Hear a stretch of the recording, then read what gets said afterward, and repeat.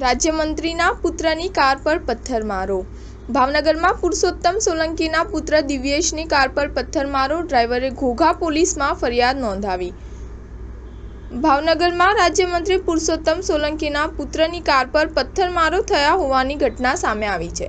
ભાવનગરના પિથલપુર ગામ નજીક દિવ્યેશ સોલંકીની કાર પર પથ્થરમારો કરવામાં આવ્યો હતો। પથ્થરમારાના કારણે કારને મોટું નુકસાન પહોંચ્યું હતું। જો કે આ મામલે દિવ્યેશ સોલંકીના ડ્રાઈવરે ઘોઘા પોલીસ સ્ટેશનમાં ફરિયાદ નોંધાવી છે।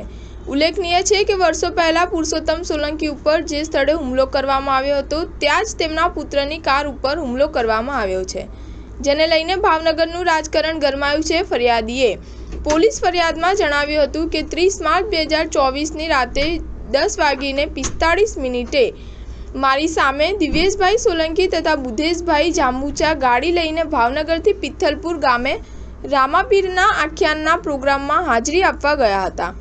પિથલપુરથી આ કાર્યક્રમ પૂર્ણ કરી ભાવનગર પરત ફરી રહ્યા હતા। તે દરમિયાન પિથલપુરથી અડધો કિલોમીટર દૂર આવતા પિથલપુર ગામની પ્રાથમિક શાળા પાસે પહોંચતા જ મોડી રાત્રે લગભગ 12:15ના સમયે અચાનક અમારી ગાડી ઉપર છૂટા પથ્થર ફેંકવામાં આવ્યા હતા। સ્ટાર ન્યૂઝ 7 હંમેશા સચ્ચાઈની સાથે।